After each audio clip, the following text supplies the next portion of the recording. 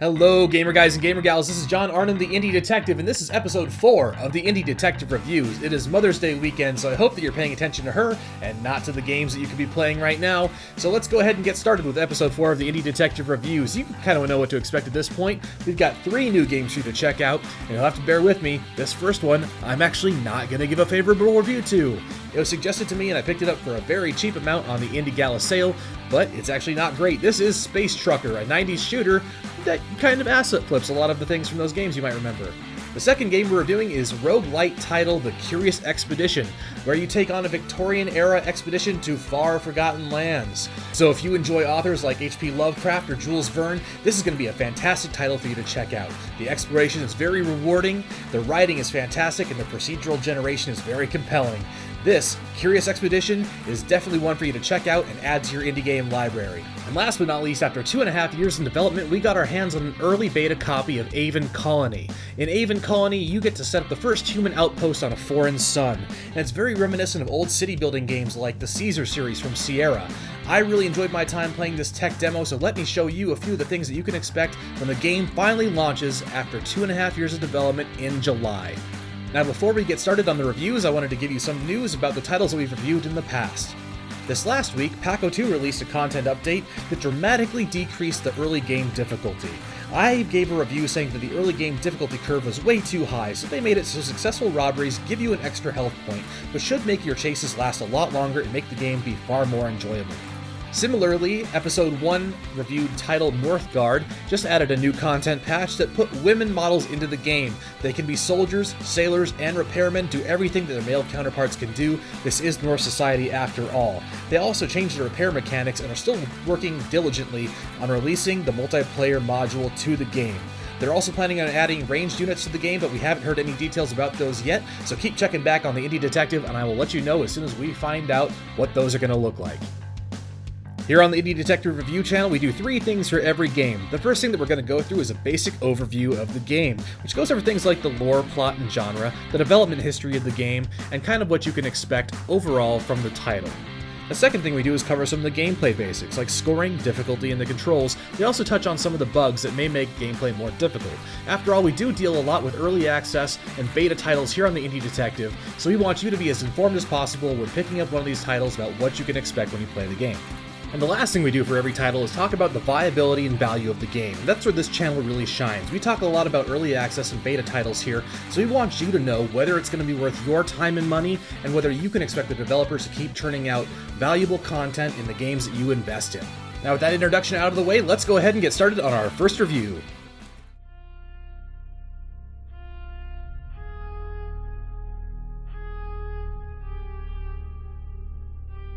Probably the best place to start talking about a game like Space Trucker is to go over some of the very obvious things. You can tell that this is a 90s throwback shooter that kind of looks like Doom, or maybe even William Shatner's Tech War, because it steals assets directly from those games. Why yes, this is an asset flipping game.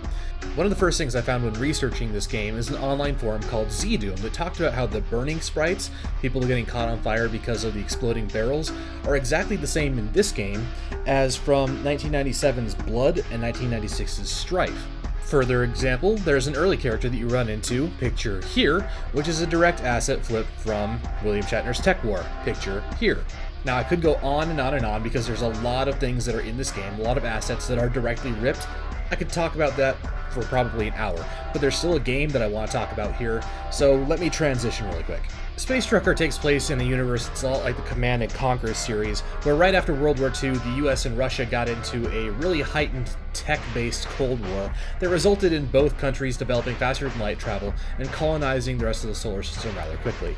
You play a character named Vladimir Gagarin, who I guess is probably a descendant of Yuri Gagarin, the first Russian in space, but judging by the way you look in the game, which is this, is that Doom Guy? Looks a lot like Doom Guy. And the way you look on the trading card for the game, which is a closed-circuit camera on a soldier's body? I really can't tell if you're a direct descendant of that first cosmonaut or not. The gameplay itself is separated into 2 separate theaters, the first of which is your actual space truck, which I like. They actually put some thought into designing it. And the second of which is a series of space stations which are not well laid out, that you fight your way through, slaughtering hordes of enemies on the way. For anyone who has ever played a first-person shooter game before, this will seem very straightforward. You know, there's a find the colored key for the right colored door mechanic, and enemies just spawn all around you. They just warp in, they're not actually pre-placed, and they don't have any sort of control. They just pop up, and then you kill them. It's really easy. So I guess that's a good place to segue into talking about the gameplay, which, like I just said, is really easy. It's a shooter, but the closest I ever got to dying was not from enemy gunfire, even when there's dozens of them around. The closest I ever got to dying was from shooting a red barrel while standing right next to it and accidentally almost burning myself to death. You know, there's more weapons than you'll ever need around, and health auto-regenerates, so the game is very easy. They even say that right on their store page. This is not meant to be grindy, it's meant to be played through in about 3 hours.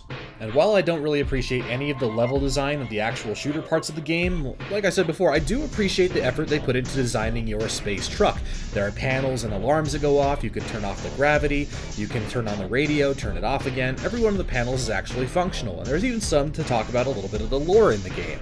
Crazy, when you actually design your own intellectual property, people pick up on it and might even enjoy it. But what's sad is the truck itself forms such a minor part of the game. Really all it is a shuttle from level to level. It might as well just be a loading screen, which, by the way, the loading screens are terrible. It just replays the same piece of Soviet propaganda poster over and over and over again until it's ready to go. And on top of the asset flips and the not too intuitive level design, there's also frame rate stutter. This game looks like it's from 1997, and I'm running an NVIDIA 970. That's a 3.3 gigabyte GPU. Just unacceptable for there to be any kind of frame rate stutter with these graphics. So if you still want to hear more about Space Trucker, let's talk about the viability and value of this game. They haven't added anything new to this game since its launch, and it costs $20. This is a 3-hour-long game that costs $20. I picked it up for $4 on an Indie Gala sale. That's about what it's worth. And on top of that, on the Steam store, they're selling their Vaporware soundtrack and their Muzak soundtrack. These are things that they ripped from the public domain, selling them for $5 for each of those 2 soundtracks. Okay, so I'm ranting a little bit. The real question to ask here is, can you get $20 of fun out of this game if that's what they're charging? No, you cannot! You can get $4 of fun out of this game, because literally all you do is run around one-shotting dudes. You can still bust through this game in 3 hours, have a pretty fun time doing it, but that's only if you have like 3 hours to burn and literally nothing else to be playing. Watch the next 2 reviews and choose one of those titles. I'm done talking about Space Trucker. Yeah, okay, next title!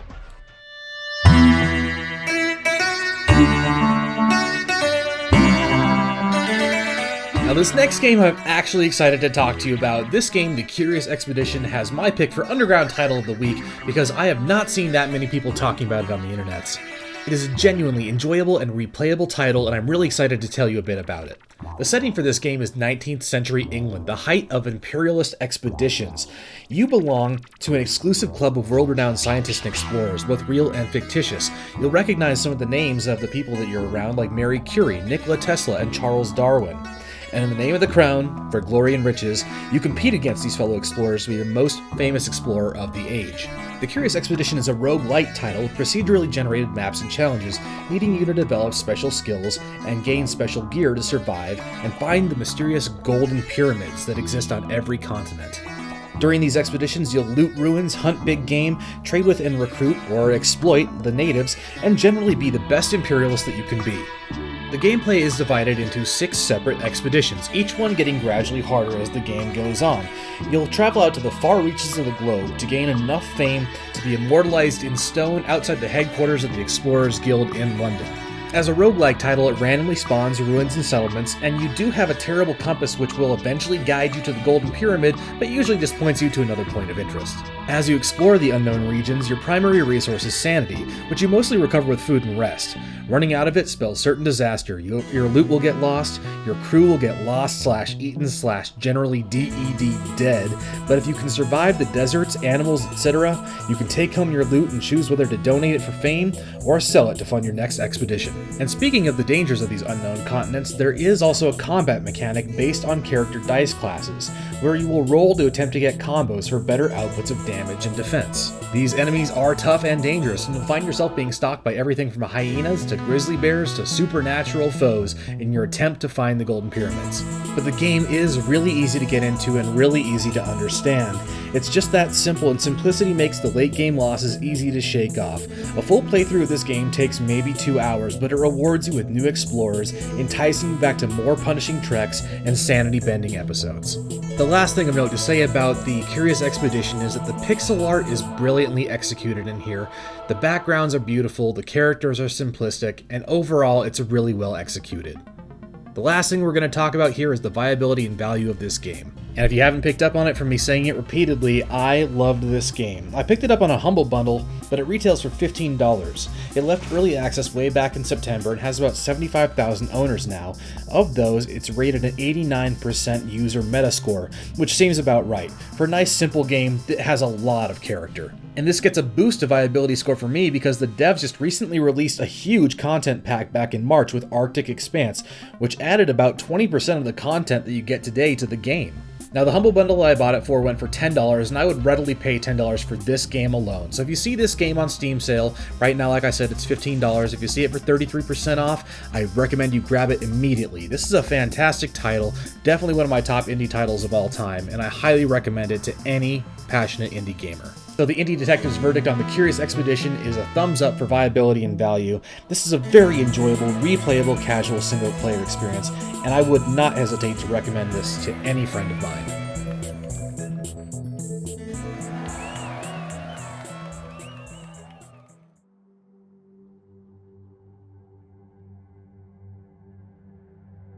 Now here we have another indie detective first. This is the Aven Colony Alienware Arena demo. Now I've been watching the development of Aven Colony since mid-2016 because it reminds me of the city building games like Sierra's Caesar series that I used to love back in the early 2000s. But this one's set in space. And this game has really a AAA development cycle. It's been in development for 2.5 years with a beta release way back in September on itch.io. Now it's almost ready for launch. It's supposed to come out in July of this year, and so while I was trolling Twitter last month, I learned that the devs were giving away keys on this Alienware Arena site, so I snagged one for this review. Now this game is really familiar to people who, like me, played those Caesar, kind of biome-driven building games, so if you ever played games like that and enjoyed them, this is definitely going to be on your to-do list. Now this was only a demo, so it definitely didn't have a whole lot of the campaign missions. It only had one sandbox mission, which is just the first map that you have available in the game, and it had the full set of tutorials, so it was really easy for me to learn it and get into it, but you won't see any of the actual story play unfold, except for a minor taste that the developers wanted to throw into the sandbox level. Now, the full release will sport a full campaign of biome-specific challenge maps, just like those early Sierra games. So if you're really into those biome-specific challenges, which I really am, Aven Prime will offer different biomes like sand maps and jungle maps and tundra maps to really challenge even the most seasoned of city builders. So let me talk to you for a sec about the gameplay that I experienced while playing this demo. Like I said, fans of the city building genre will find this a familiar experience. There's a lot of different resources to juggle and a variety of helpful overlays to guide development. So think of resources like crops and industry and a season cycle, and you'll even be able to see where people are living and where they're commuting to, because commute time is one of the many factors that affects people's happiness. And keeping happiness high is key to winning recall elections, which happen sporadically throughout the game. There's also a trade mechanic, so you can set up trade routes with the colony mothership and make unique substances from alien crops to enhance your colonists. These things carry a trade premium on the mothership and can bring back specialty goods that you can't yet produce in your colony. The challenges and tasks are all fully voiced, as will be the campaign when it releases, so you get a little bit of a taste of that from the demo, but not a whole lot of it. Don't expect too much if you pick up this beta key, but I would expect for there to be a whole long storyline about exploiting this alien planet and getting to know the alien culture that was here before you throughout that campaign. Oh, wow. This is pretty amazing. Vori, are you on? Jack, where are you? I'm studying the flora just outside the Vanart colony. I found a strain of plant that closely mimics... So while we're all slaving away on the colony ship, you've been off picking flowers? Another interesting feature is that you can click on and interact with every colonist inside your colony and follow them around using security cameras located in the tunnels. These colonists are all voiced as well, so I think it adds a layer of intimacy and familiarity with the individual colonists inside your city that I haven't really experienced in a game before. You know, things like Tropico would allow you to click on people and see their wants and needs, but there wasn't really any personality to those NPCs, and this game really tries to get you a little bit of that personality by providing individualized portraits and showing you what every single person likes and wants. That's all procedurally generated so that every single NPC is an individual. Other than that, the city building is very straightforward and will be familiar to anyone who's played games like Caesar or Tropico. The only key difference being that everything has to be hermetically sealed, so instead of building roads, you'll build tunnels to connect the individual facilities in your colony. And I suppose another feature that I found interesting is that instead of the construction being done by colonists, it's all done by drones since it occurs outside the colony where colonists can't survive. And the drone hubs have a limited distance, so you'll end up building drone hubs out at the extreme edges of your colony that overlap a little bit. And it's a necessity caused by this drone distance limitation. As you build new drone hubs, it pushes out the boundaries of the territory that you can construct in, and you'll also find supply pods spawned on the outskirts of that territory that your drones can go pick up, providing a much needed resource boost in your mid-game. Small resource boosts can also be gained by fulfilling tasks given by the administrators of the colony that can be either to supply the colony mothership with certain products or to build certain buildings and kind of guide the expansion of your colony. All in all, they gave me quite a bit of content to play around with in this demo, and I spent a few hours reaching the point where I could finally construct a mega building, the Earth History Center, and finally call my game complete. Now, of course, the viability and value discussion on this title is not going to focus on the demo, but on the launch that will be happening in July. It is launching across multiple platforms and has had a AAA development period, so it won't surprise me if Aven Colony has a bit higher of a price point than other independent titles, probably in the $30 to $40 range. Is it going to be worth that much money? I'd say likely so. With a full cast of voice actors giving us an entire campaign worth of content and graphics like these, it won't surprise me if it sells 100,000 copies very early on at that price point. And since the Tropico series has pretty much just become a platform for launching bad DLC, gamers like me have been waiting for something like this to fill our city building appetites. And if you didn't pick it up from the Curious Expedition review, I'm a gamer who likes a narrative that gives us a taste of the unknown, and the promised campaign here is all about uncovering the secrets of this alien world, which is something that is just very compelling for me. So this is definitely going to be a must-get at launch kind of title. So what that means is that come July, you'll see another indie detective review of Aven Colony, but this time of the campaign and everything the finished product has to offer, so that you can know whether it's going to be worth that $30 to $40 price point. So with that shameless plug for a future episode out of the way, this brings us to the end of the Indie Detective Reviews for this week. I've been John Arnhem, your Indie Detective. Let me just say a few words before we head out about what you can expect from this channel moving forward. I am thinking about moving to multiple single review episodes every week instead of one big 3-part episode at the end of the week. It's a lot easier for me to promote my videos if I can put a YouTube tag of the specific game in the title of it, rather than trying to link together a whole bunch of tags. So that, makes it a little easier on me, and 5-minute review episodes are a little bit easier on you than trying to wait through this whole 20-minute spiel. But if you did like this 3-game review episode, hit the like button to help me get to the top of YouTube's charts, and as always, subscribe to the Indie Detective channel for the newest and freshest indie game reviews and news. I've been John Arnhem, your Indie Detective, and thank you for watching episode 4 of the Indie Detective Reviews.